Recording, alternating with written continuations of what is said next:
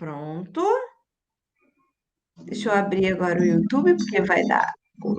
Ah, eu acho que agora a gente conseguiu. Eu tô tão feliz que eu fiquei o dia inteiro tentando fazer isso. Relaxe. Já estamos ao vivo pelo YouTube, tá? Aqui. Vou até clicar. Ó, bem legal que eu abri aqui o celular. Então, quem for chegando, deixando mensagem e tudo mais, a gente pode interagir. E interagimos nós Beleza. dois e no final salvamos o vídeo de boa. Só para você ver, tá, ó, já tá online, mas com aquele Tudo nosso certo. atraso de 10 segundos. Tá de boa Tá, assim? beleza. Vou Tudo ótimo. deixar aqui, vou deixar Desejar aqui a do meu todos que ladinho. sejam muito bem-vindos. Então Desejar a vamos lá. todos, a todos, a todos, a todos que sejam muito bem-vindos, a todos e a todas, e que a gente consiga levar adiante todo esse projeto. É importante que a gente ressalte aqui que nós estávamos falando de uma ideia comum que a gente acabou tendo, que é de democratizar não só acesso a conteúdo e conhecimento, mas também de fazer um debate legal, fazer um debate justo, aberto, sem a pretensão de se chegar a uma verdade absoluta ou aquilo que o outro tem que pensar. Eu acho que o mais legal disso tudo é que esses debates nos ajudam a fazer o outro ter a ideia de que você precisa de autenticidade, já que era uma coisa que a gente já sempre comentou, né?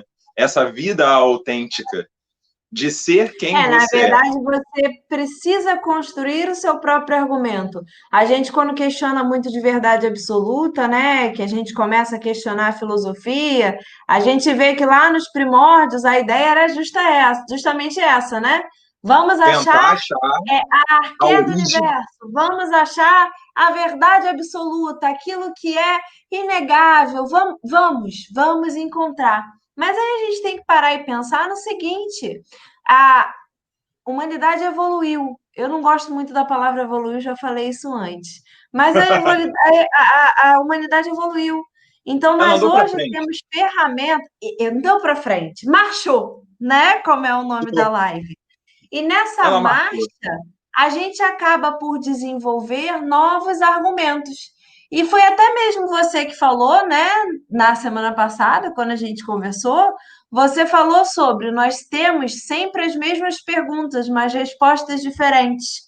Se Exato. nós temos sempre as mesmas perguntas e respostas diferentes, então isso quer dizer que verdade absoluta é algo que a gente deve desconsiderar. O que é a verdade O que é a absoluta verdade, né? dentro do fato da gente poder responder uma mesma questão de diversas formas, E né? aí a gente acaba. Eu vejo muito isso porque a ânsia por resposta leva a gente a isso. Se nós formos começar a ver, eu sempre acho justo que a natureza, na sua sabedoria, ela nos premia com algumas coisas. Ela não dá saltos. Ela nos ajuda a entender algumas questões e isso me faz muito bem no sentido psíquico da coisa. A natureza, ela me ajuda a compreender determinadas. Você já reparou o movimento que ela faz? Hoje, o que Ué, nós temos de explicação para o mais próximo de como tudo surgiu? Já que a gente está falando desses pré-socráticos e de tudo mais, de como a coisa surge, vamos puxar daí, que seja. Quando a gente observa os pré-socráticos e a questão da arqué, axé, né, enfim, você começa a ver algo essência. muito. Mas eu adoro falar isso. Eu adoro que as pessoas peguem o termo e comecem a brincar com isso. Eu adoro que as pessoas brinquem com isso. Fala axé, fala arqué, fala axé, fala, A verbaliza. brasileira, é o que a gente fala, né? Torna aquilo, Transforma em brasileiro, né? fagocita. Vai lá e fagocita. Usando um biologismo, vai lá e fagocita. E aí rola uma coisa muito interessante. A gente passa a ver o seguinte: eu inspiro e expiro. As marés sobem e descem. Os rios alargam-se e estreitam-se. Todo ser que se move tem um padrão. O universo que eu vejo como universo está em expansão. Mas ele veio de uma. Até agora, o que eu posso explicar, o que é possível explicar, é que o universo, como nós o conhecemos, veio de uma explosão, mas uma explosão causada por quê? Houve uma concentração de massa tal, ou seja, concentrou-se tanto que não teve outro jeito a não ser expandir. E aí eu Não paro e tinha mais penso, espaço. assim, eu não sei se eu estou citando errado, se eu estiver, por favor, me corrijam, me ajudem. Eu não sou especialista nisso, mas eu não sei se é o Carl Sagan que vai dizer que somos todos poeira de estrelas, somos Poeira todos de feitos de estrela. poeira de estrela.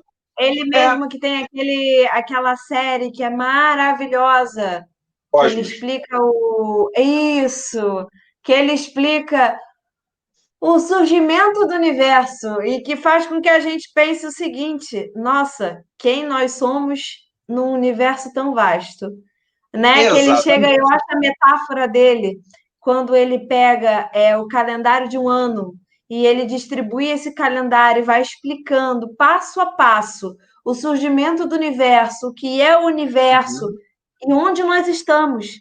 Nós estamos lá no mês de dezembro, nas últimas horas do mês de dezembro de um ano de construção de um universo que continua em expansão.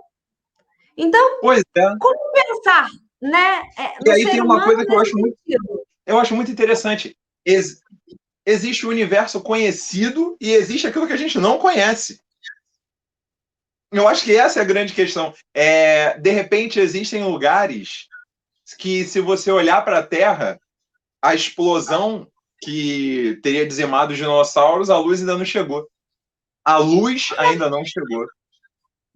Vamos diminuir isso, sair do universo, vamos para Hum? o conhecimento do ser humano em si, né?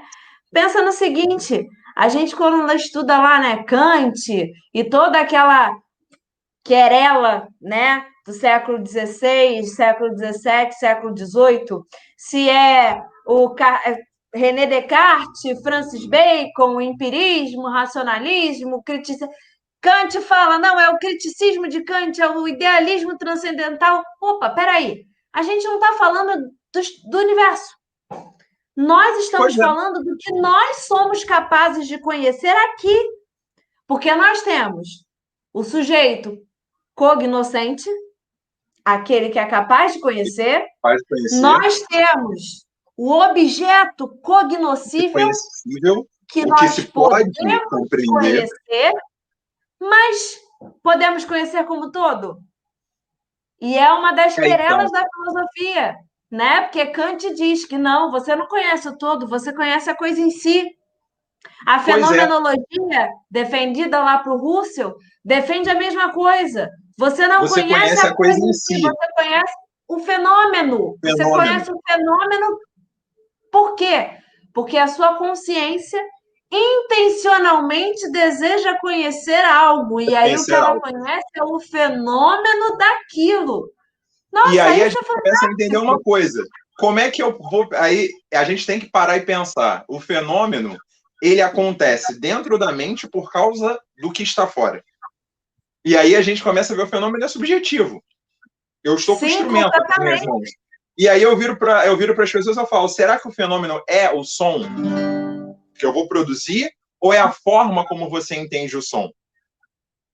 E aí estou falando, eu estou chamando esse som aqui de sol maior. Mas se eu colocar um outro nome e chamar ele de Blá, ele vai deixar de ter o som? Ou aí a gente volta para uma coisa que eu acho maravilhosa, que eu considero o empirista dos poetas nesse sentido, que é o William Shakespeare.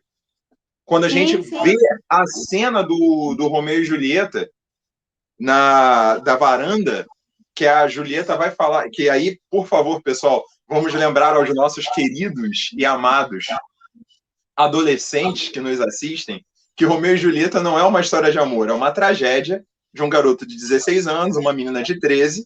Eles se conhecem, tipo, na segunda e na quinta já tá todo mundo morto. Então, vamos devagar. Porque o pessoal romantiza. Eu adoro quando o pessoal romantiza as coisas.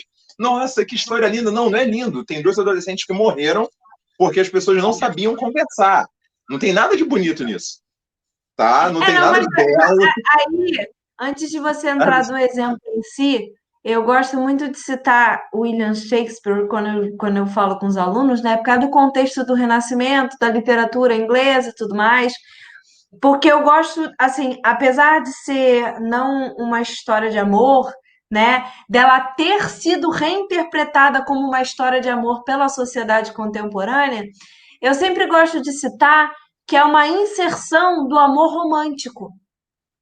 Como assim? Até aquele momento, não entendam, não que não existisse uma aproximação entre duas pessoas por afinidade, mas isso não era o comum. E quando você transpassa isso a um livro, como foi Romeu e Julieta, você está falando de um casamento não por interesse. É uma crítica a uma sociedade em decadência, a sociedade feudal. E aí é o que? Opa, olha, duas pessoas que se apaixonam e que querem viver junto. Tudo bem, dois adolescentes. Aí a gente relativiza outra coisa. O que é ser adolescente? É um conceito burguês contemporâneo. O que é ser criança? É um conceito burguês contemporâneo. A partir de uma determinada É tudo idade, o criação. que se era aquela época? Jovem adulto. A menina ficava menstruada, a menarca, ela era mulher. Não Era existe mulher. essa E é por construção de isso adolescência.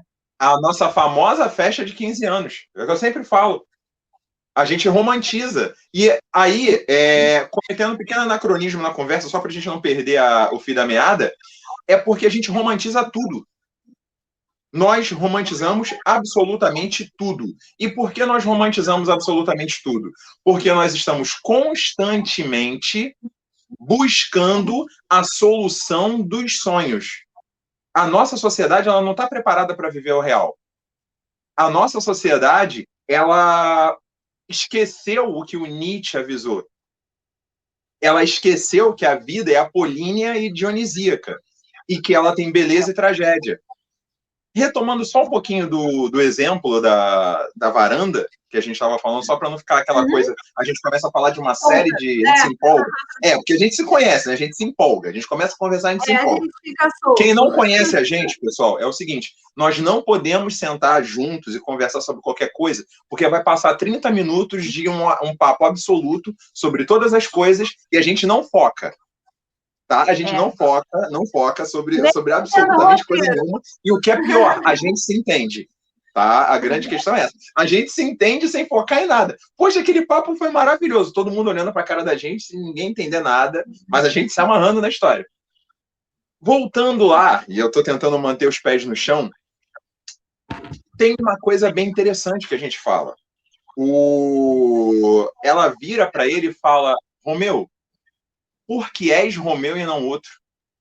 Abandona teu nome, larga teu pai e tua mãe e me terás por inteira.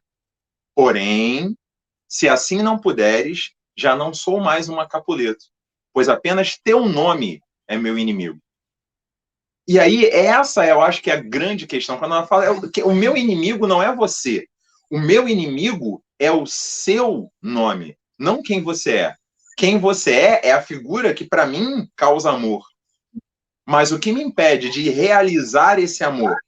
Justamente eu não ser ou você não ser aquilo que causa o ódio ou a separação. Vamos voltar lá nos pré-socráticos. Aquelas forças de atração e repulsão. Amor e ódio, se eu não me engano, é Empédocles. É É. Empédocles, né? Uhum. E aí a gente fala muito disso. A força de atração, amor, a força de repulsão, o ódio. E aí a gente volta àquela questão do movimento. Por enquanto aqui Vamos estamos, citar o dualismo da religião persa. Não claro, existem zoroastrismo, deuses. Existe o zoroastrismo, ele é o caos e a maniqueísta, né? construção. É aquela ideia de oposição. É o que desconstrói e o que constrói. O Né? tempo Dentro todo daquela ideia maniqueísta, que posteriormente Santo Agostinho vai adotar para vai adotar. criar a base da patrística, criar a base da Igreja Católica, mas é a oposição, Até né? porque a É gente tem o que lembrar que movimento. Agostinho de Hipona, antes de ser bispo, ele bebeu muito dessa fonte, né? Ele bebe muito da fonte maniqueísta. Na E aí a verdade, gente começa. vamos A na gente tem que história ver. de Agostinho, né? Que a gente costuma muito, e é até legal que foi uma das ideias que a gente teve de Uhum. desmistificar a questão da Igreja Católica, tanto da construção da Idade Média, mas também desmistificar alguns santos. Vamos a Agostinho de Hipona. Agostinho de Hipona foi casado com Foi, uma mulher que sua família não aceitava. não Ele foi aceitava, não aprovava. não Pai, aprovava. Ele foi pai.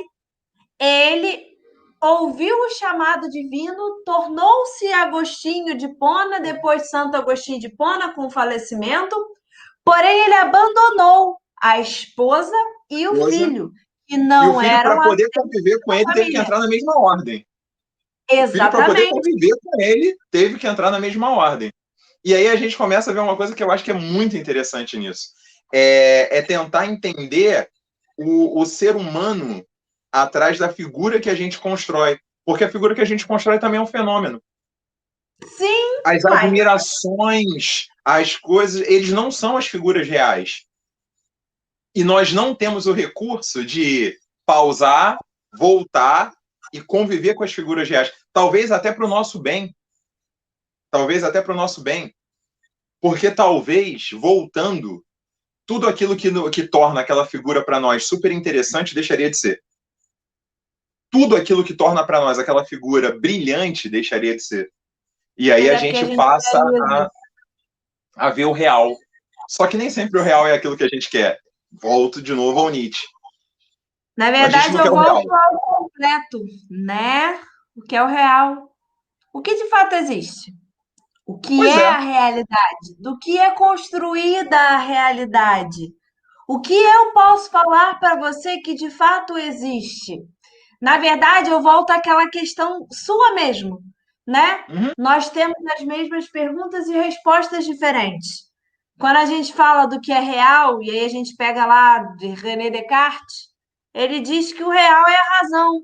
A única coisa de que nós não podemos duvidar da existência, algo que Existência. é indubitável, é a razão. É a razão.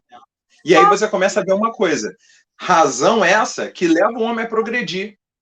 Razão essa que ela é tão fora da possibilidade da dúvida, mas é calcada, é fundamentada, é baseada justamente na hipérbole ou no exagero da própria dúvida. Eu vou exagerar na dúvida, e aí é o que eu falo. O método científico tem dessas coisas, ele nos dá essas possibilidades. Nós temos 1 milhão de dúvidas, e aí eu vou construindo, através da menor das dúvidas, a primeira pequena certeza, como um mosaico. A realidade, assim, se torna um mosaico.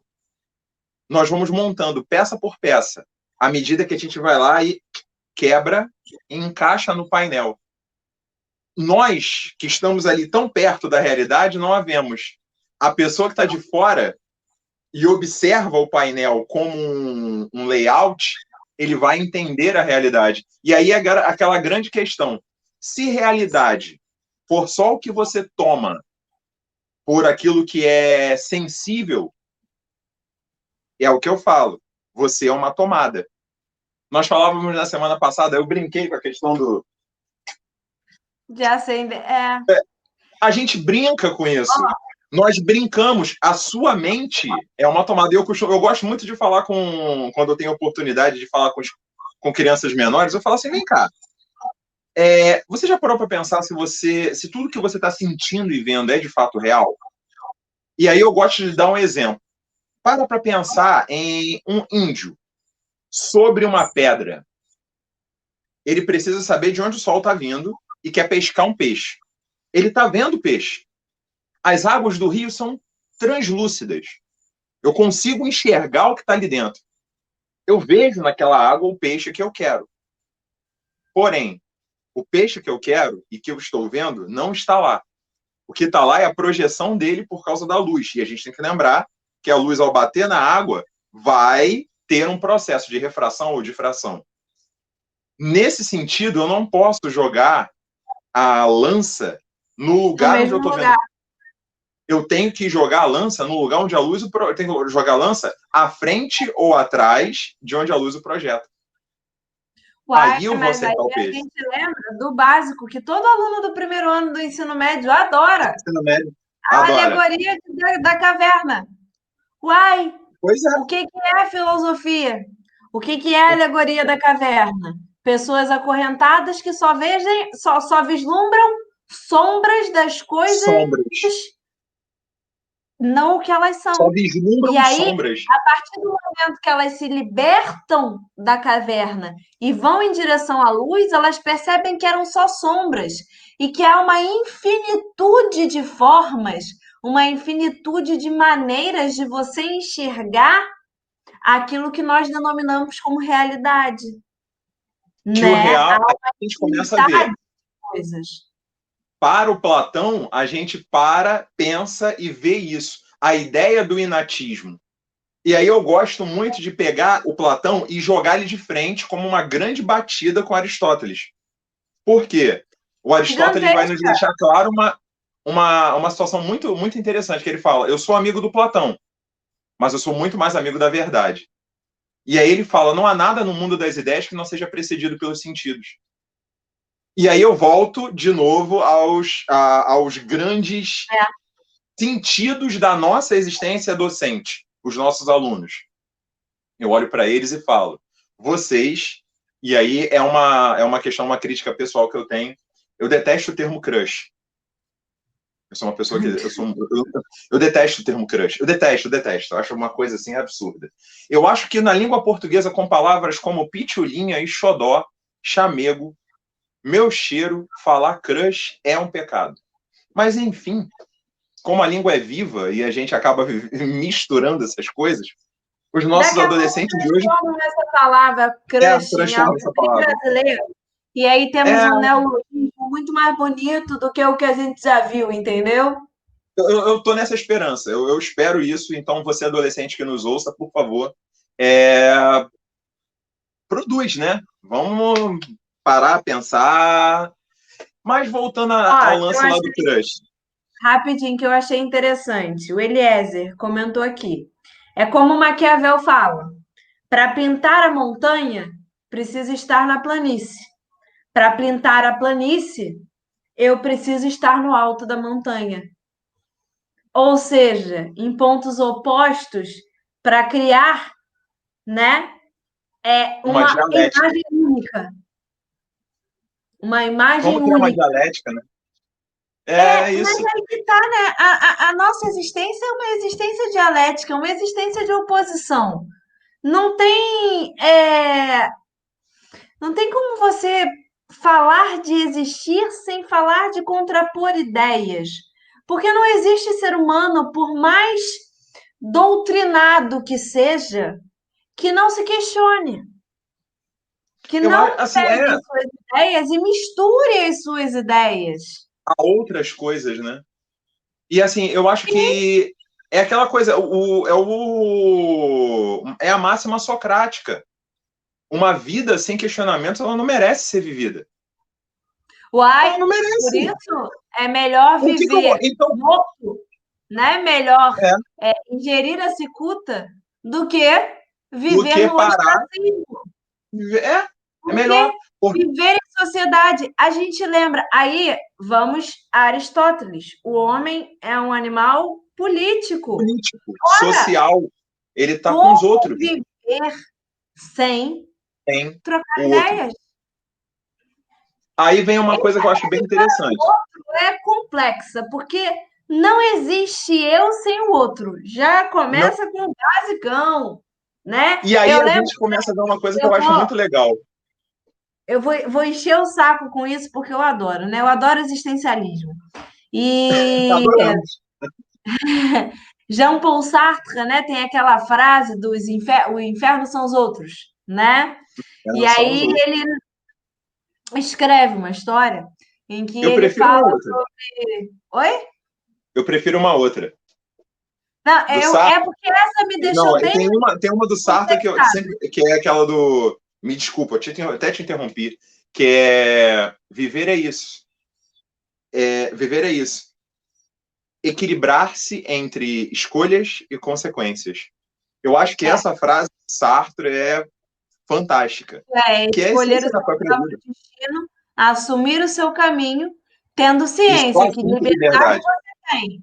Mas a angústia é algo que vai guiar a sua vida tanto quanto a liberdade. Olha a dialética. Porque você tem a liberdade, mas você tem a angústia das suas escolhas. E Exato. isso é complexo, porque eu sou livre para escolher aquilo que eu desejo. E o que a maioria dos alunos quer é isso, liberdade. Mas eu sou capaz de arcar com as responsabilidades dessa minha liberdade? Eu A sou grande questão é capaz essa. de lidar com a angústia que aquelas responsabilidades, aquelas escolhas vão me gerar? Não. E aí, voltando à ideia dos outros, ele fala que se foram colocadas na sala pessoas de personalidades diferentes. E a que mais me chamou a atenção foi a mulher que é extremamente vaidosa. Então ela necessitava todo dia olhar-se no espelho. Só que eles foram trancafiados num local em que você tinha paredes, mas você não tinha espelhos, vocês tinham uns aos outros. Era isso que você tinha, uns aos outros.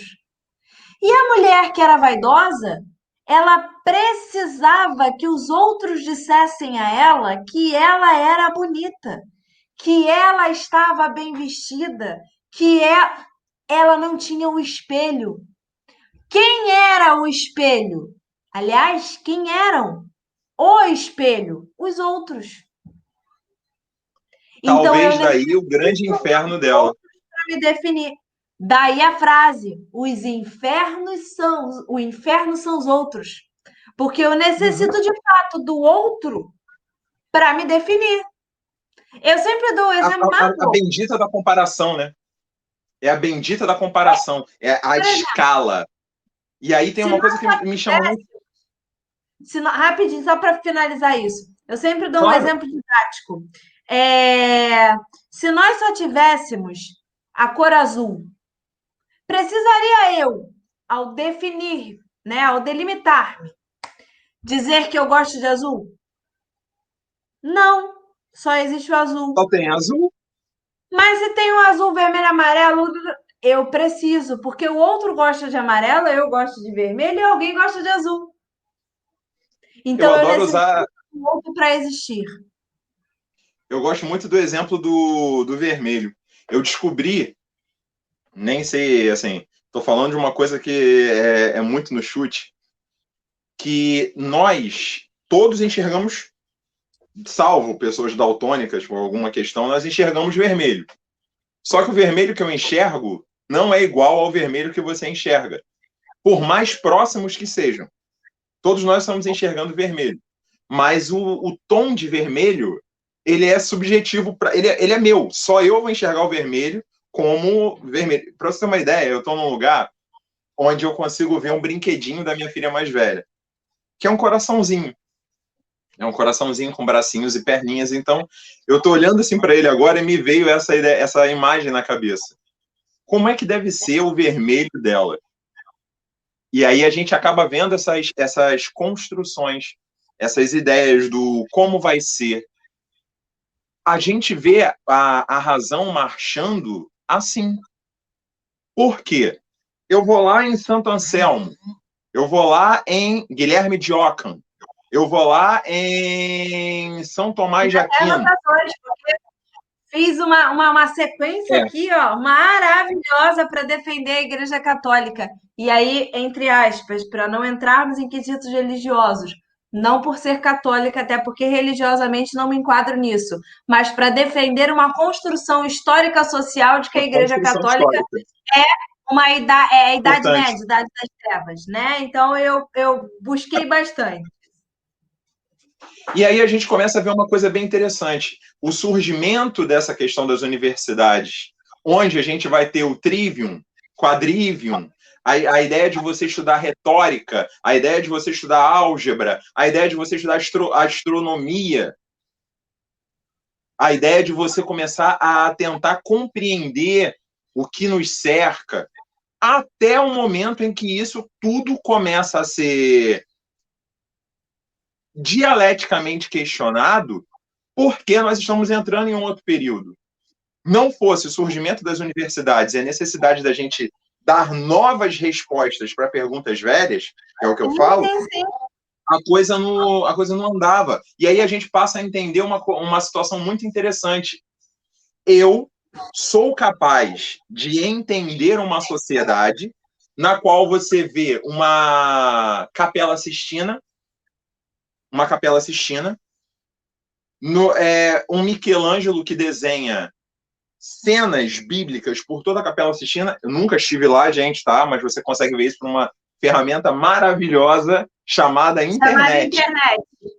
Você vai lá na internet, vira, e você vai ver que o teto da Capela Sistina, ele não é uma cúpula toda. Porque eu acho que as pessoas têm a falsa impressão de que toda a Capela Sistina é um quadro, que é a criação do homem, o famoso quadro do dedinho. E não é bem assim.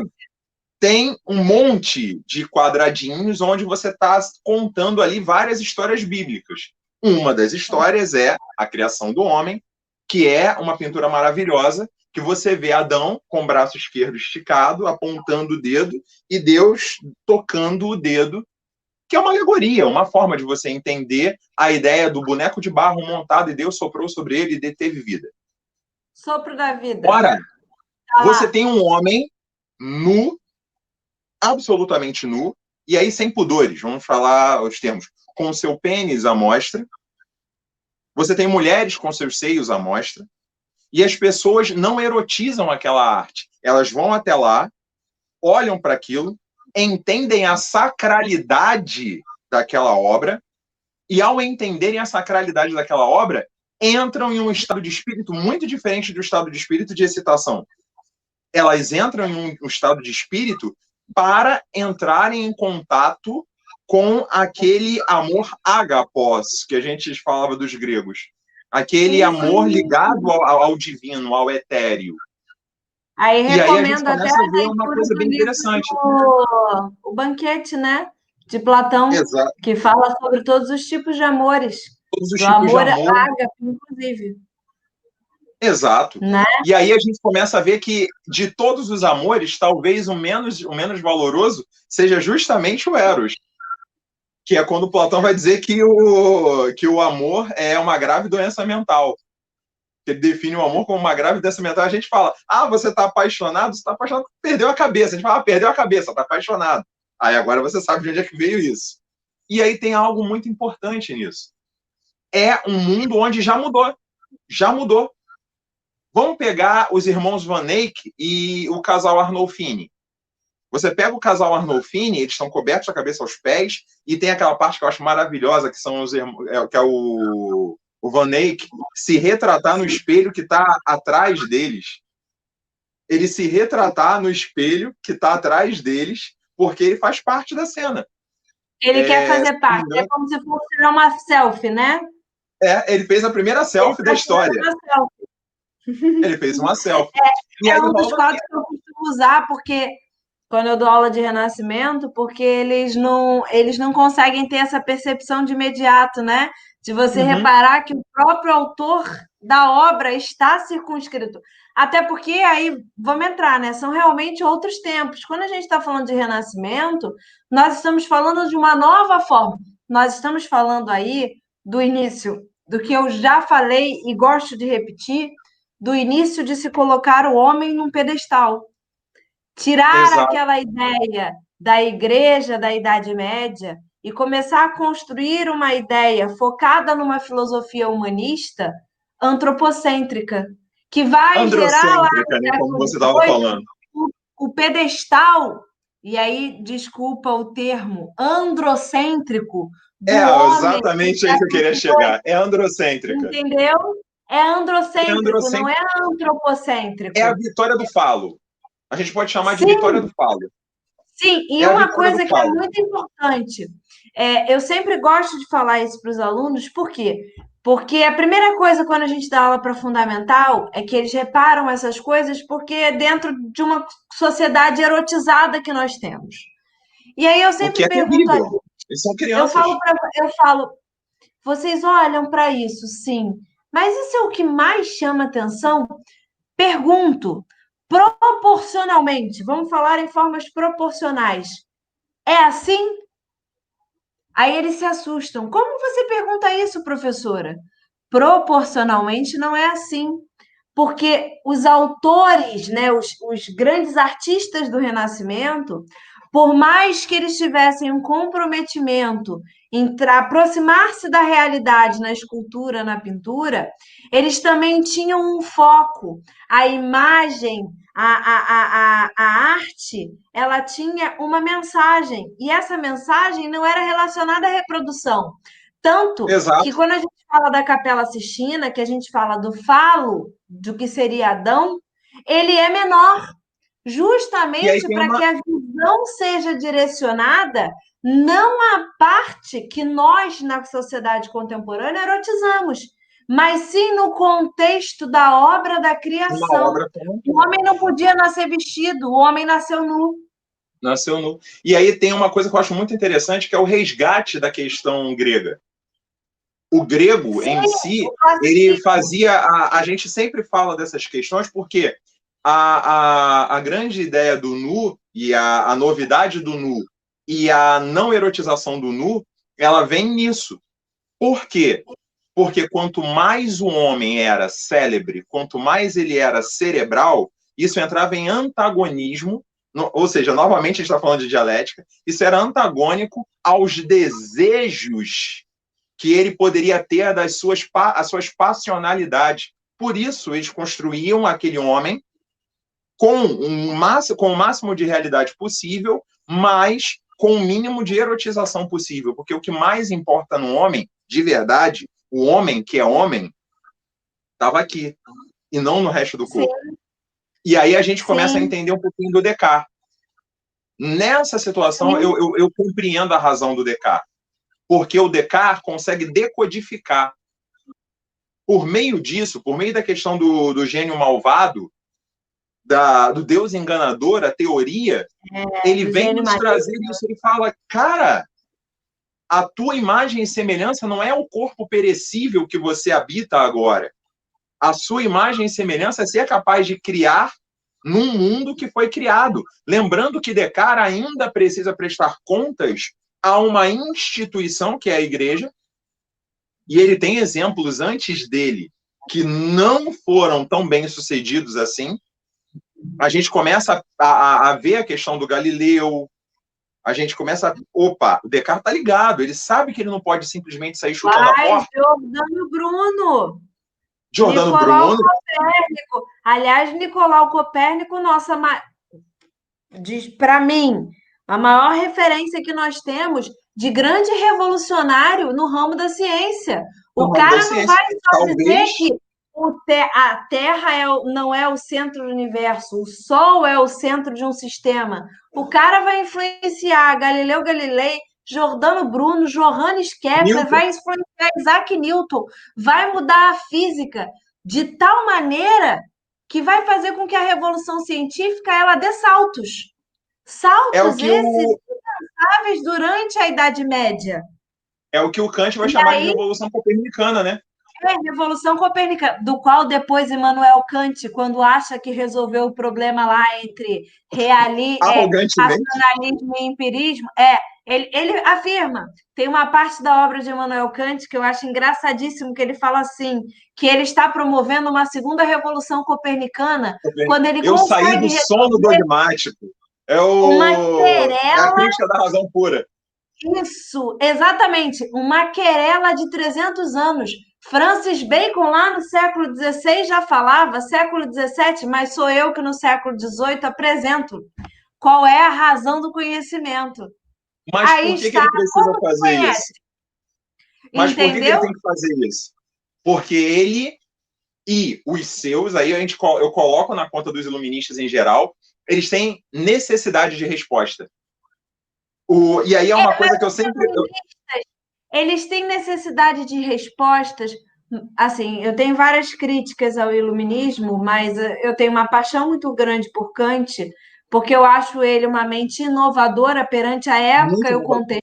viveu, mas o iluminismo ele traz algo diferenciado. Porque quando a gente fala de revolução científica, de estudo científico, e aí vamos lá, Idade Média, nós temos todas aquela Idade Média na Europa Ocidental. Temos todos Ocidental. aqueles calços da igreja de que não pode, por exemplo, abrir o corpo para verificar o que há dentro. E aí toda a herança que nós temos em quesito científico vem dos muçulmanos. Daí muitos historiadores medievais afirmarem que nada mais é o quintal, a Europa, do mundo muçulmano, porque os muçulmanos agregam os valores dos locais conquistados e a igreja, por si só, não a deixa transformar. É uma crítica. Várias outras surgirão positivas. Mas quando a gente fala disso e a gente vai adiante, no século XVIII, o que eu percebo é uma preocupação do iluminismo em compreender a natureza. Tudo bem, nós temos as críticas, né, básicas lá, né? Ah, o antigo regime, entre aspas, a monarquia absolutista, né, o absolutismo, o mercantilismo. Mas nós temos uma preocupação de cunho científico muito grande, que é o de se conseguir dominar as leis da natureza. Só que esse domínio das leis da natureza não com o intuito de monopolizar, tal como na sociedade capitalista nós o fazemos. O intuito desse período de transição, né? Ele é um intuito de tentar melhorar a vida, a qualidade de vida da humanidade. A gente fala de uma tentativa de domínio da lei da natureza, não a partir de um conceito capitalista, e sim a partir de um conceito de transformação. Eu acho que é aí que a gente acaba pegando algumas coisas. Olha só. É o que eu falo, por exemplo, eu tenho grandes amigos biólogos, coisa e tal. Eu falo assim, a pessoa que produz um remédio, o cientista que está ali, por exemplo, na linha de frente da busca pela cura da Covid, ele não está fazendo isso por interesse. Ele não está fazendo isso por interesse. Ele quer salvar vidas. Esse cientista quer salvar vidas. A empresa na qual ele trabalha quer ganhar dinheiro. E aí é aquela coisa onde eu tenho que fazer uma separação entre o artista e a sua obra.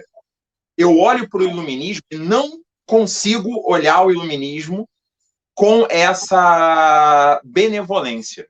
O iluminismo, dentro dessa... Não, assim, o iluminismo, ele é uma fonte de inspiração. Os pensadores, os cientistas, eles tinham outra coisa.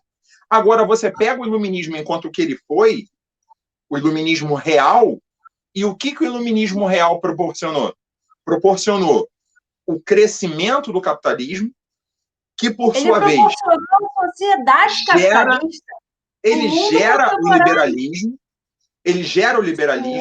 ele agudiza o individualismo, ou seja, é graças ao iluminismo onde a gente interpreta de maneira poética igualdade, liberdade e fraternidade, mas a gente esquece que essas três coisas em nada tinham a ver com os conceitos que nós pensamos. De novo a romantização. Nós romantizamos igualdade, liberdade e fraternidade. Vamos falar o que elas eram. Igualdade é isonomia, igualdade jurídica. Eu quero acabar com os privilégios reais. É isso. Eu vou destruir os privilégios reais, porque aí eu trago a luta, eu trago a batalha para o meu terreno. Qual é o meu terreno? Meu terreno é o econômico. Então é aqui que a gente vai brigar, porque eu levo vantagem. Liberdade. Segundo, eu falo sobre liberdade. Não tem liberdade. Está falando de livre iniciativa. É só a gente lembrar. É uma das coisas que eu acho mais absurdas do mundo. Você pega o John Locke, ele fala que o homem nasce livre, justnaturalismo, o homem nasceu livre, é primeiro direito do homem, e o miserável vendia a gente. Sim! O miserável vendia a gente. Então não vem para mim falar que, nossa, agora vamos lá, fraternidade. Que fraternidade é essa? É porque um reino é católico, um reino é protestante, e eu quero negociar com os dois, só que se eu escolher um lado, eu vou ter prejuízo. Então, o que acontece? Não importa para que vela você está acendendo, meu irmão. Eu quero negociar com você e pronto, acabou. Sim. Agora, é diferente você pegar um Jean-Jacques Rousseau e ele olhar para aquela sociedade e virar e falar: quanto mais eu vi do mundo, menos eu pude ajustar-me à sua maneira.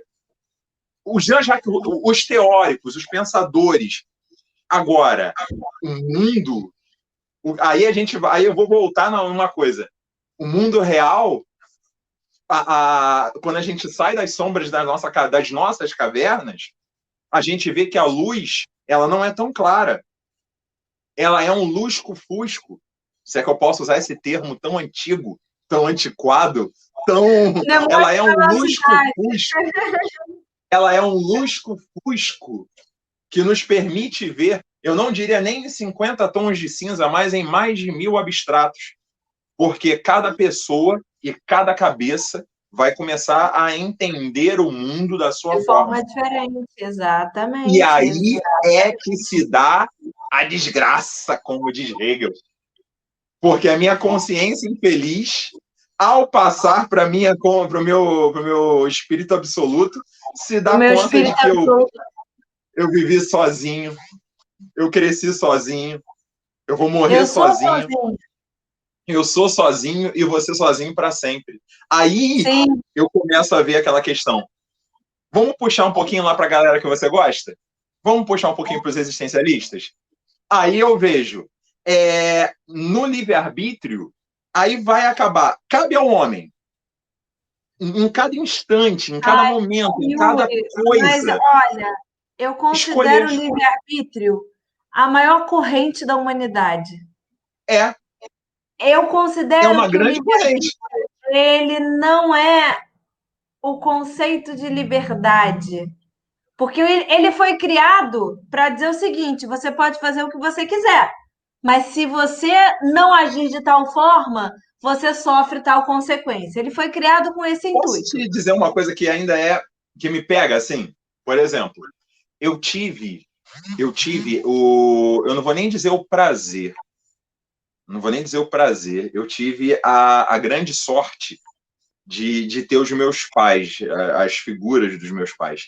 E talvez o meu pai não lembre disso. Não sei se meu pai está me assistindo. Talvez o meu pai não lembre disso. Mas uma vez, quando eu era criança, ele virou para mim e falou o seguinte: olha, você pode ser o que você quiser. Eu vou te apoiar naquilo que você quiser ser. E isso é maravilhoso. Olha, eu fico imaginando, porque quantos alunos gostariam de ter ouvido dos seus pais aquilo que eu ouvi do meu?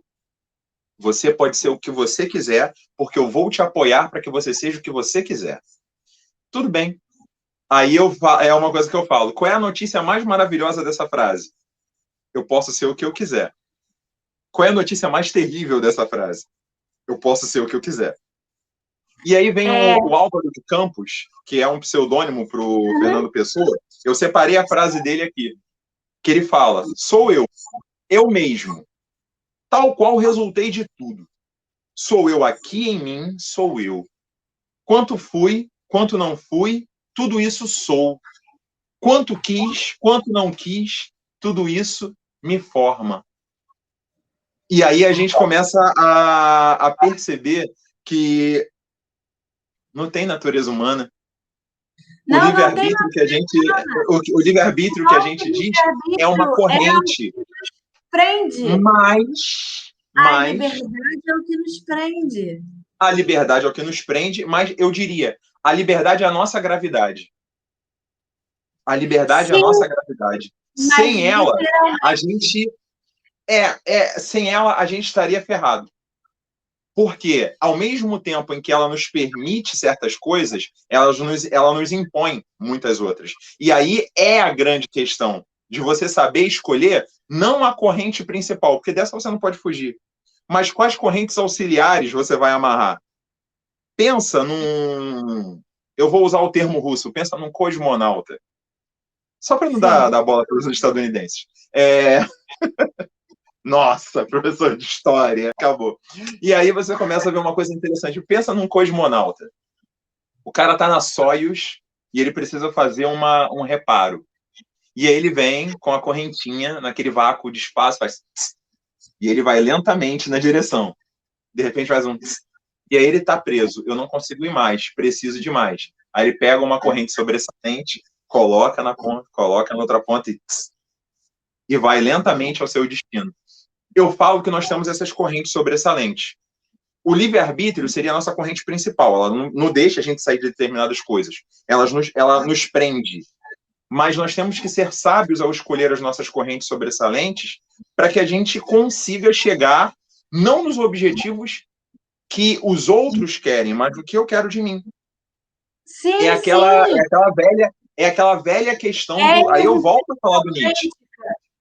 Nós Você precisamos precisa se realizar. Qual é a autenticamente. vontade de potência? Qual é a vontade de potência que te rege? Qual é a vontade de potência que te rege? Voltando, Mas então, aí, já que o Eliezer, eu não esqueci do nome, não, ficou na minha cabeça. Quando ele falou do lance da pintura, quando ele falou do lance da pintura, isso me lembrou muito o Tio Shop, Schopenhauer. Schopenhauer chama de Tio Shop. Adoro Tio Shop. século XIX. Gente, Schopenhauer é maravilhoso. Mas olha só, para esses caras todos, a nossa libertação é a arte. E aí eu viro, como eu falo, assim, o mundo é essa representação, né? É como eu represento. E aí tem uma coisa bem interessante. Você falou o lance da arte. Até o século XIX, a arte só tinha sentido, pegando aí o que você está falando, só tinha sentido se fosse útil. E o que eu falo útil? Você vai ver. Vou pegar o Michelangelo de novo, que eu acho que é um dos exemplos maravilhosos. Davi, a escultura em mármore. A escultura em mármore de Davi não é para mostrar que Davi era bonito. A escultura em mármore de Davi é para você fazer um estudo sobre a anatomia humana, como você estava falando. Eu não posso mexer num corpo humano, então eu vou pegar e vou fazer um corpo humano de mármore e vou mostrar 2 estágios do corpo humano. O corpo humano em repouso e o corpo humano em trabalho. O braço de Davi, que segura a funda, na qual ele lançará a pedra, que afundará a testa do Golias.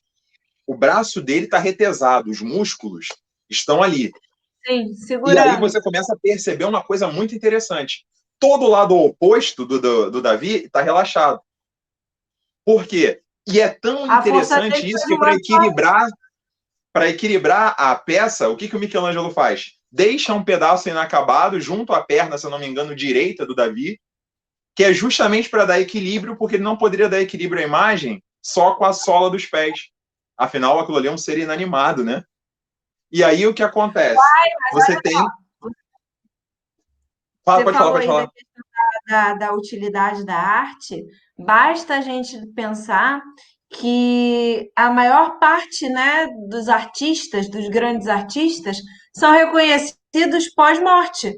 Por quê? Pós-morte. Porque a obra deles não apresentava utilidade ao tempo em que eles viveram. Então, tirando, por exemplo, Leonardo da Vinci, que era importantíssimo à sua época, nós temos aí um dos maiores genocidas da história, Cristóvão Colombo. Só teve a sua influência, só teve a sua importância reconhecida pós-morte. Tanto que o nome do continente é América, em homenagem a Américo Vespucci. É a questão da utilidade. É isso. Não, assim, eu gosto de pegar vamos pegar um exemplo positivo também. Van Gogh. Cara, quando eu olho Van Gogh, talvez. Gente, Van Gogh talvez seja a expressão artística das mais belas. Eu não vou citar mais, mas eu vou dizer das mais belas que a gente pode ter visto. Sim. E era dentro de mostrar a beleza o tempo todo, um homem absolutamente angustiado e triste. Angustiado. A ponto de consumir as próprias tintas, porque ele achava que, de alguma forma, as tintas o iam deixar mais feliz. É claro que isso não é muito comprovado, que a gente não pode mais fazer uma exumação. Ele era capaz de vender as suas obras, os seus pequenos quadros, para beber.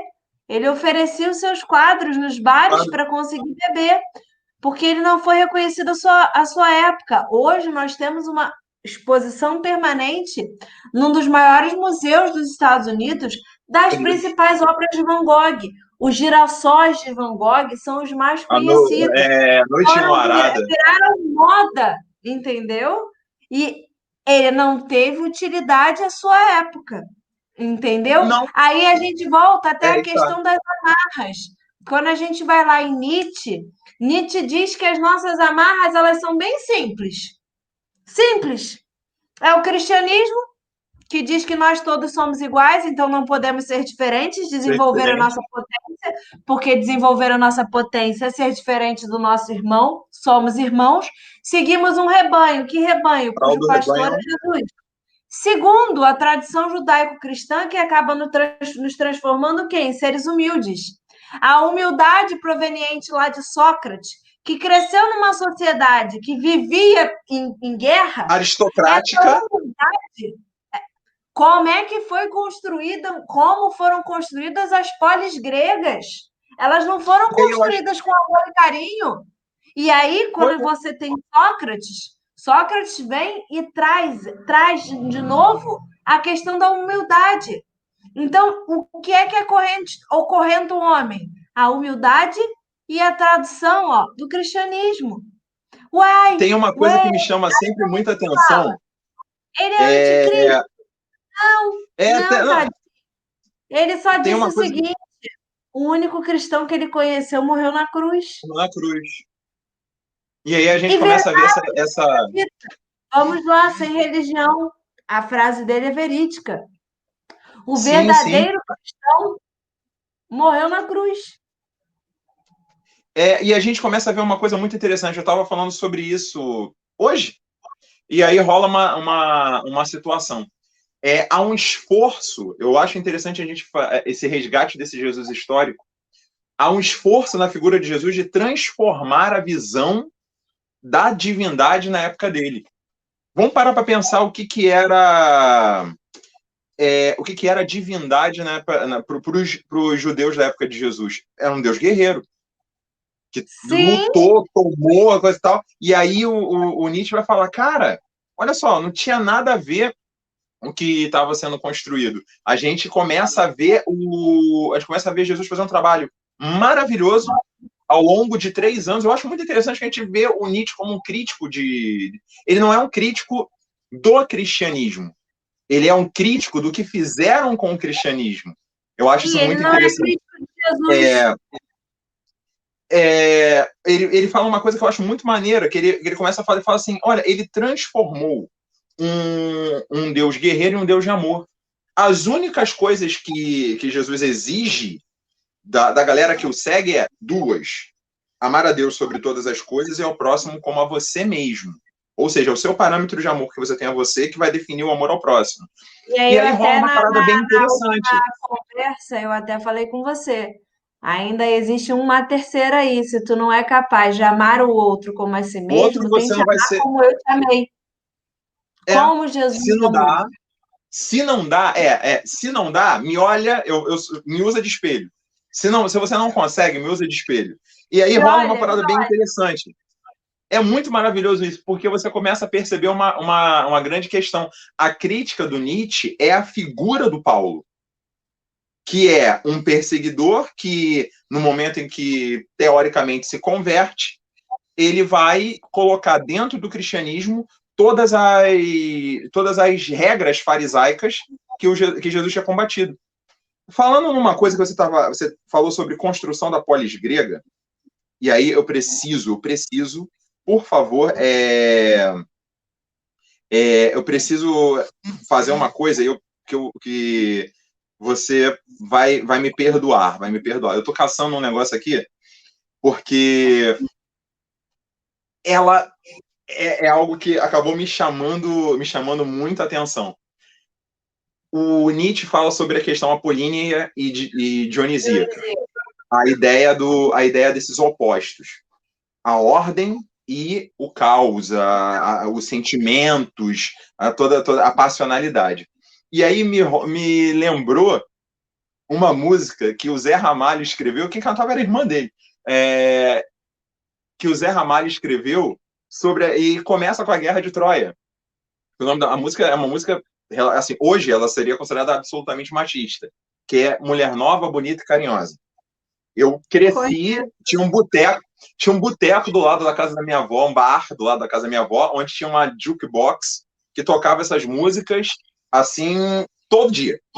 Todo dia. Mas aí tem uma parada que eu acho muito interessante, que ele fala mais ou menos assim, numa luta de gregos e troianos, por Helena, mulher de Menelau, conta a história de um cavalo de pau.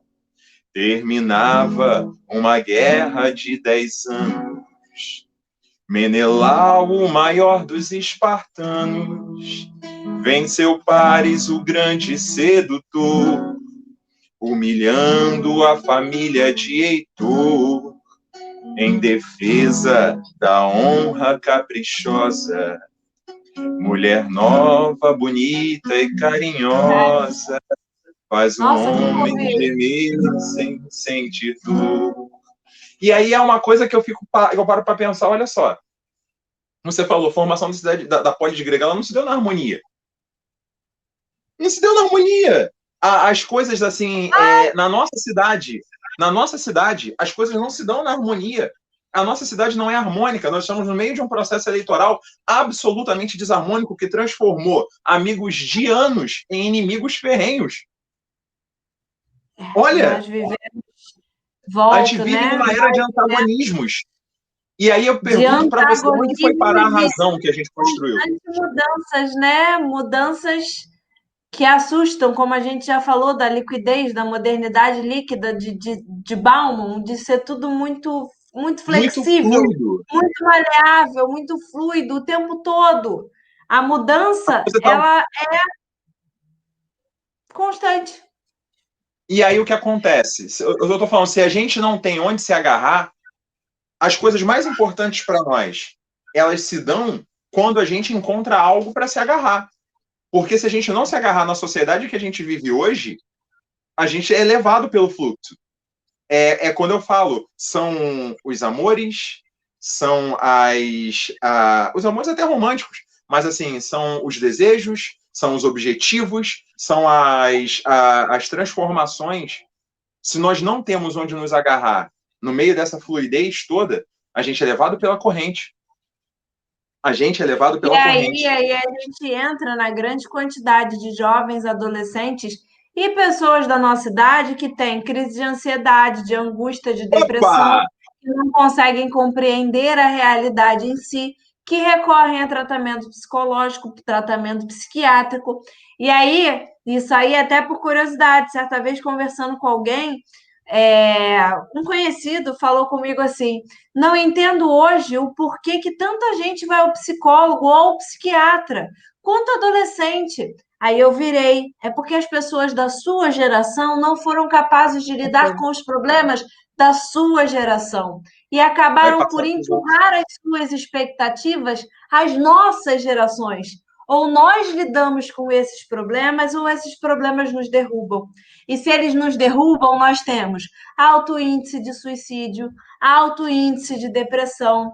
Nós temos nas faculdades alunos tomando remédios para aumentar a potência, porque elas precisam ser, ao mesmo tempo, produtoras, consumidoras dentro de uma sociedade capitalista, elas precisam ter uma utilidade.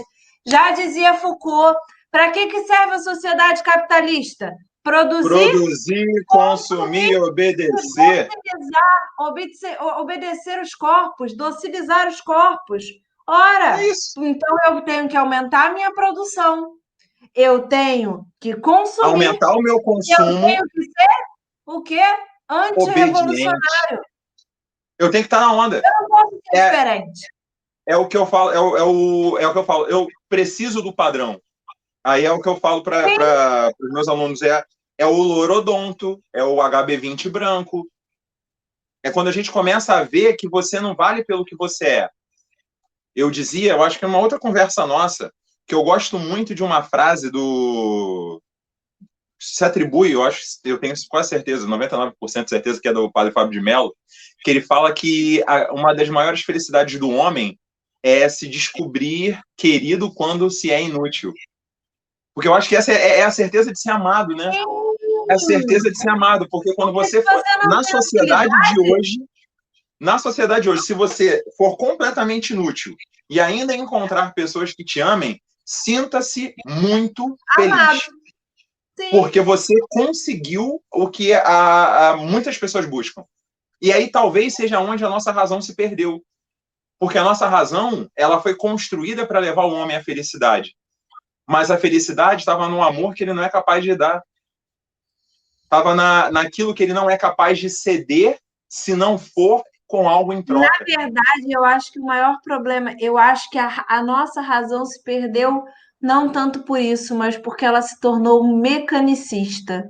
Ela se tornou uma ferramenta para o ser humano se desenvolver, desconsiderando que somos emoção e isso aqui, considerando apenas a capacidade intelectual de produção. Intelectual. Tudo Então, isso advindo principalmente da formação da sociedade capitalista.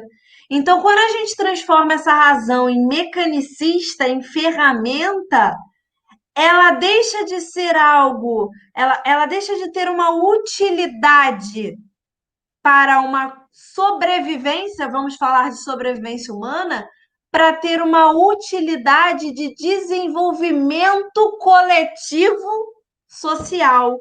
Só que não esse desenvolvimento que apega uma solidariedade, um afeto, não, mas um desenvolvimento tecnológico. Entramos numa era em que a tecnologia ela domina a razão. E aí a gente lembra da crítica lá da escola de Frankfurt, da razão uhum. instrumental substituindo a razão Unindo a iluminista. razão e a iluminista. A razão instrumental existindo para construir, moldar, modelar a sociedade capitalista. Lembrando que você não precisa só usar a razão instrumental. Você pode usar uma outra. Você pode usar uma outra. Existe essa ideia de você usar a. Agora me fugiu o nome. É a razão instrumental e. Me fugiu o nome da segunda razão. Meu Deus, me fugiu legal. Me deu um branco aqui total agora. E aí você tem uma coisa que eu acho bem interessante. Oi? Não entendi. Relaxa, Não, relaxa. volta e meia eu tenho meus pequenos lapsos. É como a gente está falando aí dos tratamentos psicológicos, isso é uma das consequências do meu tratamento da psiquiatria, por isso que eu não tenho meus lapsos. Eu esqueço o nome, eu esqueço uma coisa, mas isso acontece. E aí rola uma situação bem interessante que eu vejo no Grande Ditador. Você já viu o discurso final? Nossa, É, vezes eu só eu acho assisto grande muito ditador legal. pelo Eu estou final. separando aqui é razão instrumental e razão crítica. É razão instrumental e razão crítica. Por exemplo, quando eu tô falando do Grande Ditador, tem uma parte, eu separei aqui para a gente poder ver. Tá assim, Rapidinho, o gente, o caminho Grande Ditador é o filme do Charlie Chaplin em que Chaplin. ele troca de lugar com o Hitler, né? Um É, judeu que troca de lugar com o dando um Hitler. É contexto, maravilhoso. é uma crítica, é interessante você falar isso, se você me permite, só um momento cinema. O Grande Ditador, ele começa, ele é filmado, termina as filmagens, se eu não me engano, em 1940 para 41, quando o filme fica pronto, se eu não me engano. E é um momento em que o Hitler, na Segunda Guerra Mundial, está vencendo. Chaplin Sim, não é estadunidense. Chaplin é inglês. E haviam pressões dentro dos Estados Unidos para que ele fosse exilado não, para que ele fosse expulso dos Estados Unidos, para que fosse obrigado a voltar para a Inglaterra para ficar mais fácil para os alemães de se interceptarem. prender. E Uhum. ele fez uma crítica a Hitler, não no momento em que Hitler está fragilizado. Ele faz uma crítica a Hitler no momento em que ele está no auge. E é aí que eu gosto muito da questão, voltando à questão da arte que você falou, o grande artista, para mim, é isso. Não é o cara que faz assim, o Yuri está falando isso porque o Yuri é preto. Não. Não é o cara que, assim, é porque é fácil fazer piada com preto, suburbano, trans, pobre. Você pode ver que essas figuras são sempre satirizadas. A mulher é sempre satirizada. Você tem uma Isso é fantasia de carnaval que naturalizado. você chama de. Eu falei Você antes, né? Nós temos uma sociedade que naturaliza a violência de todos naturaliza os isso estilos, de né? todos os jeitos. E aí você vê, por exemplo, você tem uma fantasia de carnaval chamada de nega maluca. Eu não tenho nenhuma fantasia de carnaval que eu fale a loura dopada. Eu não tenho. E aí, não tenho. Não tenho fantasia de carnaval de loura dopada, mas eu tenho a fantasia de nega maluca. E aí as pessoas falam, mas é apenas uma brincadeira. Não, não é apenas uma brincadeira, é uma reprodução. É para garantir que você continue pensando do mesmo jeito. E aí rola uma parada que eu acho muito interessante no discurso do grande ditador, Eu que é abri isso. aqui. Aí que ele fala sobre isso. O Hitler não está falando no momento que o Chaplin não está falando no momento em que o Hitler está abaixo. Está falando no momento que ele está no auge. E aí rola uma parada bem interessante. É um barbeiro que luta, no caso, o que teria sido a Primeira Guerra. Ele fica anos num hospital. Quando ele volta, ele acorda de um coma, ele acha que passaram-se poucos dias, mas já se passaram décadas. E ele está vendo tudo aquilo que era o país pelo qual ele lutou está completamente transformado. E aí, devido à semelhança física, ele acaba sendo trocado de lugar com o ditador e ele se vê obrigado a fazer um discurso. E aí vem uma coisa que eu acho maravilhosa quando ele fala: o caminho da vida pode ser o da liberdade e da beleza, porém nos extraviamos. A cobiça envenenou a alma dos homens, levantou no mundo as muralhas do ódio e tem nos feito marchar a passo de ganso para a miséria e os morticínios. Criamos a época da velocidade, mas nos sentimos enclausurados dentro dela. A máquina que produz abundância tem nos deixado em penúria. Nossos conhecimentos fizeram-nos céticos, nossa inteligência empedernidos e cruéis. Precisamos em demasia e sentimos bem pouco. Mais do que máquinas, precisamos de humanidade. Essa frase é tudo. Mais do que Mas é o que eu falei, inteligência, precisamos de afeição e doçura. Sem essas virtudes, a vida será de violência e tudo será perdido. foi Gente, quando justamente o que ele eu fala falei mais do da que de questão da máquinas, razão. precisamos de humanidade. Oi? Quando eu falo da razão, quando eu falei da razão, foi justamente isso. Nós não precisamos de uma razão mecanicista, Não, uma razão para o desenvolvimento tecnológico. Nós precisamos nós desenvolver uma precisamos razão para o homem, pelo para o homem, homem, na questão da humanidade, na que faça afetuosidade, ele ser no mais humano. carinho. Exato. Que E isso não é faça. novidade. O que me deixa mais impressionado como professor é que isso não é novidade. Jean-Jacques Rousseau, em Emílio, ou da Educação, já falava isso no século XVIII. No século XVIII, ele falava: nós estamos moldando os seres humanos pela metade. Porque nós Sim, damos a eles inteligência, mas nós não trabalhamos os seus corações. E o homem não é feito só de inteligência. E aí é uma grande crítica que eu faço aos iluministas. E agradeço aos românticos por nos ter lembrado disso. Os século românticos XIX nos é lembram. vida. Você não é feito só disso. Você é feito de peri abraçando uma árvore e falando: eu vou salvar a mulher que eu amo. E aí você lembra que você não consegue, com a sua mão direita, pegar um matinho na sua calçada e arrancar o matinho com a raiz, mas peri abraçou uma palmeira com os seus braços, abraçou uma palmeira com seus braços, atenou-a e arrancou-a com raiz e tudo, porque Peri desejava salvar Ceci. É só a O que gente fez o pensar. Peri fazer tudo isso não foi nada de máquina, foi o coração Não, dele, tentando salvar a não, amada. E aí ele não. salva a mulher que ele ama. Eu vou dar o Aí a exemplo gente mais. começa a entender o exagero, né, senhor? Ô, meu pai. Eu vou dar Que assim, homem é esse? até pra gente encerrar, porque são 9h15, né? Daqui a Oh, pouco a que gente está delícia. aqui até 10 horas. Sim, Eu vou dar um meia-noite. exemplo, né? Bobo, mas eu acho que a maioria das pessoas já ouviu e todos sabem, né? Que eu tenho uma Uhum. paixão muito grande pelo Pequeno Príncipe. Mas assim como a obra do William Shakespeare, não é um livro que termina de uma boa forma. Ele é trágico, Ele né? é trágico. Mas ele deve ser lido de diversas formas. E cada forma você encontra uma maneira de compreender, de reinterpretar.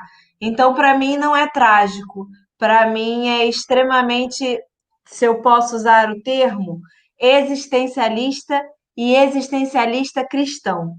E aí não Eu é vou ser bem ateu, honesto. é uma forma de existir cristã. Eu vou ser bem E. honesto. É o que Hã? acontece comigo lendo velho. É o que acontece comigo lendo Velho Mar. O Velho e o Ah, Mar, não do tem Hemingway. como.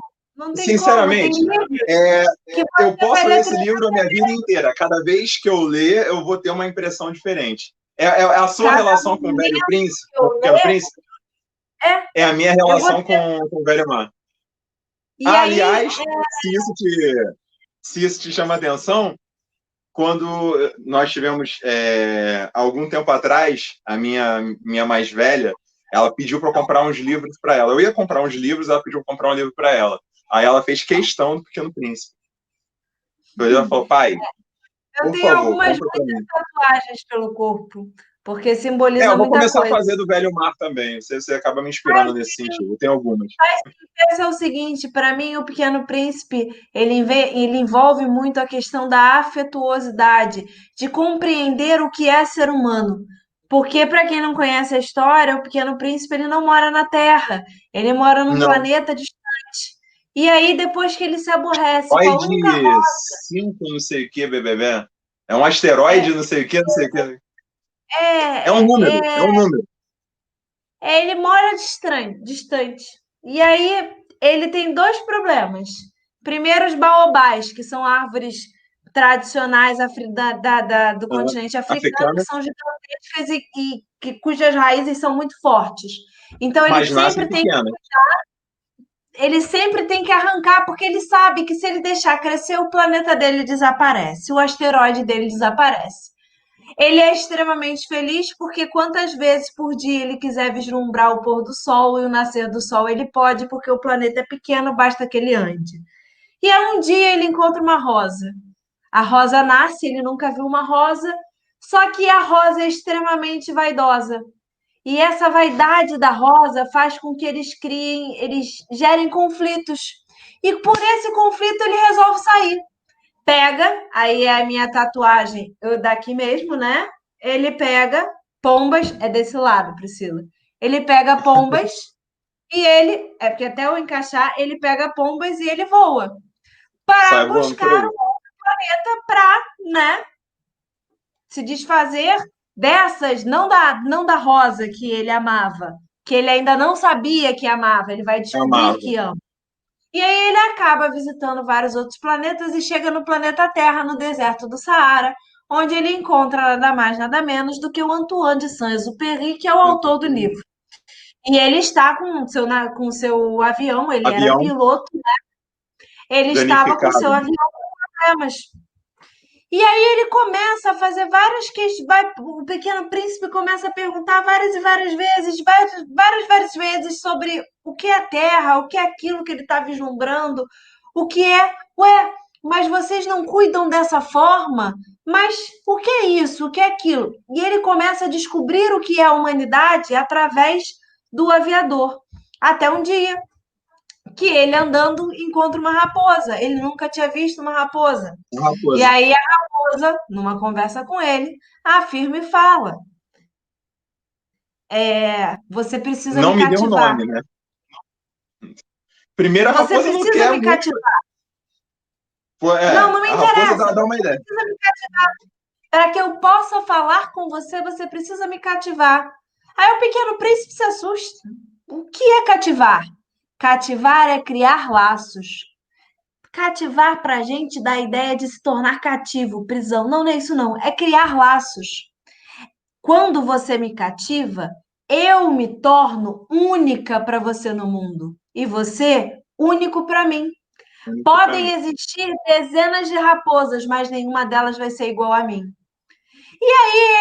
Continua andando, vai me cativar, os dois acabam criando laços e se tornando amigos. Ele então descobre uma grande plantação de rosas, iguais às rosas que ele tinha, a rosa que ele tinha no seu planeta. E Planeta. aí, quando ele descobre aquilo, ele fica num estado de, uai, o que eu faço? Eu sinto falta da minha rosa. Eu vejo todas essas são iguais, mas não é a minha rosa. Minha rosa. Não é a rosa que eu cativei. O que eu faço aqui? Eu preciso voltar para o meu planeta. Ela deve estar com fome, ela deve estar com sede, os baobás estão crescendo. E eu? O que faço aqui? Aqui eu não tenho significado de existência. E aí que Pois entra a é. parte 3. Ele é apresentado a uma serpente que se apresenta a ele e diz: Olha, eu posso resolver o seu problema. Basta que você me deixe que te abrace. Se você me permitir que eu te abrace, você volta ao seu planeta. E aí, né? Aí ele vai e fica pensando de um dia para o outro, até que ele vira pro aviador e fala assim: Amanhã eu vou embora. Aí o aviador se assusta: Ué, você vai embora? Porque ele também havia sido cativado. Olha as Uhum. relações que são Que formadas, são não são construídas. relacionais com interesses, são Uhum. relações de afeto. De Você vai afeto. embora? Vou sim, porque eu sinto falta da minha rosa. Não é porque eu precise da minha rosa, mas a minha rosa me cativou e é única no mundo. Aí ele vai, e no dia seguinte, ele aceita o convite da serpente.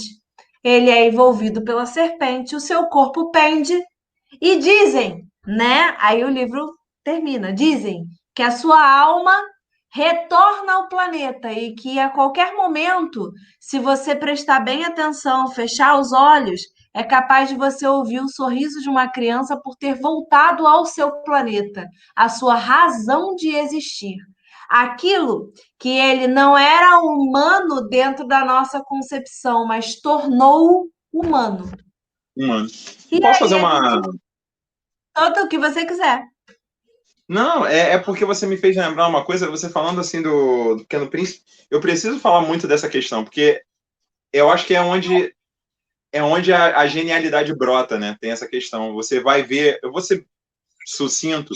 O Velho Mar é um livro do Ernest Hemingway, que é um autor estadunidense que vive em Cuba a maior parte da sua vida e que termina sua É vida de legal forma falar dele. trágica. Termina sua vida de forma trágica. Ele dá um tiro em si mesmo com uma espingarda de caça. Ele se suicida. Ele tem toda uma questão de um envolvimento amoroso com uma enfermeira durante a Primeira Guerra Mundial, na qual ele se envolve. Mas é em Uhum. Cuba que ele cria as suas grandes histórias. E aí ele conta a história do velho Santiago. Eu acho que é por isso que, de alguma forma, se é que eu posso usar uma linguagem poética assim, eu acho que desde pequeno eu tinha alma de velho. Desde pequeno eu sempre tive alma de velho. E aí, talvez é por causa disso, eu me identificava muito com o Santiago, que também foi um livro que o meu pai me deu, o Velho Mar foi um livro que o meu pai me deu. E eu lembro dessa situação que Santiago estava numa maré de má sorte. As pessoas chamavam Santiago de Salau, ou seja, Salau é um marinheiro que não está conseguindo trazer peixe.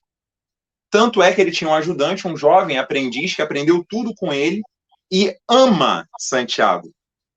E aí, só que a família, como viu que ele não estava trazendo mais peixe, tirou ele e botou para trabalhar num barco pesqueiro de que estava trazendo mais peixes.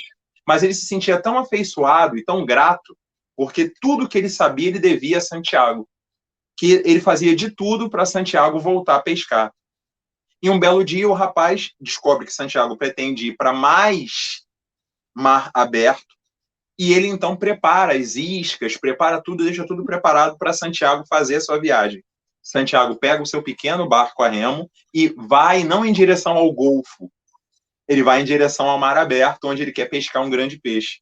E ele navega, e navega, e navega, e navega, e quando ele chega num lugar longínquo, com águas absurdamente profundas, e um local extremamente perigoso, e um navio e um barquinho extremamente pequeno, onde ele é obrigado a pescar e comer carne de golfinho, que ele fala que não gosta porque é muito doce, mas ele precisa, e ele conversa com ele mesmo na solidão do mar, ele precisa daquilo, ele precisa beber aquele sangue, ele precisa comer aquela carne por mais que ele não goste. E aí, depois de um tempo, Santiago pesca o maior marlim azul que podia ter pego. O maior de todos. E é uma luta extenuante. O livro passa páginas narrando o quanto a linha cortava as mãos calejadas de Santiago. E ele falava: eu não posso deixar esse peixe embora. E o quanto o peixe brigou, carregou ele para mais longe. O peixe deixa ele perdido na imensidão do mar até que ele consegue pegar. E ele traz o peixe. quando ele está chegando à casa, quando ele já está nas proximidades, ele começa a ter os problemas. O primeiro cardume de tubarões aparece e dá uma primeira mordida. Ele tem que aumentar a velocidade, mas ele é velho, ele não aguenta mais. E ele faz um esforço hercúleo, e quando ele vai chegando perto da ilha, mais tubarões aparecem. E ele tem que lidar com os tubarões e com o peixe. Só que o peixe é tão pesado, mas tão pesado, que ele faz o barco quase não se movimentar. Então quem tem que fazer o barco se movimentar é o Santiago. E ele continua, e ele luta. E é como nos escreve a literatura brasileira, e no silêncio do claustro ele trabalha, e lima, e teima, e sofre, sua, e vai. Santiago chega à beira do cais com nada mais do que uma carcaça. Uma gigantesca carcaça, porque os tubarões devoraram todo o peixe. Ele chega com uma carcaça gigantesca, bota a carcaça para mostrar às pessoas que ele pescou o peixe. E aí ele volta para sua casa, que é a primeira experiência que eu tive, que depois eu fui entender, que foi a primeira experiência que eu tive com morte, assim, uma morte literária. Ele fala que ele sempre contava para o menino, para o rapaz, para o seu aprendiz, que ele certa vez viajou para a costa da África e viu leões brincando na beira da praia. E o finalzinho do livro, ele fala que o menino vai até a casa de Santiago e o vê dormindo. Estranho, Santiago estava muito quieto, muito parado, mas ele estava dormindo. Ele não diz que Santiago está morto, mas ele fala, o velho estava dormindo. E ele vai lá, ele cobre o velho, e aí ele fala, depois fecha a porta com carinho e deixa Santiago lá. E aí ele fala, enquanto isso, o velho sonhava com leões. Nessa situação, é aquilo que a gente faz. Nós somos esses que tentam levar aos nossos alunos a ideia de que o que vale é a rosa. O que vale é a experiência de você ir lá e agarrar o peixe pela unha e trazer. Somos nós, pescadores de alunos, plantadores de rosas, jardineiros de baobás. Exatamente, o tempo todo, todo o tempo, né? O tempo todo o tempo, sem parar, porque a única coisa que nos resta é a construção. Valeu pela Mas é o noite. que a gente faz todo dia, né? Viu? Dessa vez deu certo, quase Dessa vez uma deu certo. hora e meia, né? Vai usar? Então a gente pode. Oi? Vai usar? A gente pode terminar com uma musiquinha bonitinha, porque você está preparado. Você Eu pode trouxe. escolher, porque eu vou abrir aqui do lado e eu vou cantar com você. Eu só vou abrir do lado, porque de repente eu não sei a música, só escolher. Senão, o máximo que eu vou fazer é qual a música eu boto aqui? A gente estava falando tanto de tempo e de aceleração, de velocidade. Vamos devagar um pouquinho para a gente fechar a noite com uma coisa mais calma. Mesmo quando tudo pede um pouco mais de calma, até quando o corpo pede um pouco mais de alma, a vida não para.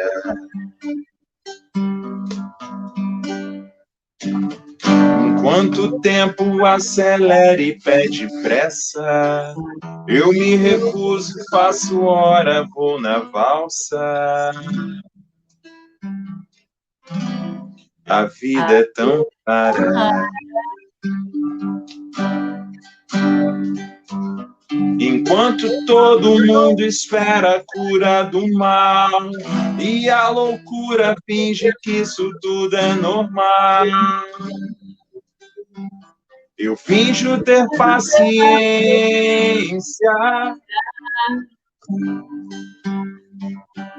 e o mundo vai girando cada vez mais veloz. A gente espera do mundo, o mundo espera de nós. Um pouco mais de paciência. Não, fica muito longo. Tudo bem? Ó, encerramos hoje. E já já vai estar disponível para todos vocês no meu Para todo canal e no mundo. canal do Yuri, do Humanamente, tá bom? Espero que vocês Beleza, tenham pessoal? gostado e até a próxima. Até a Beijo próxima. grande. Um grande beijo. Tudo de bom. Tchau, tchau, pessoal.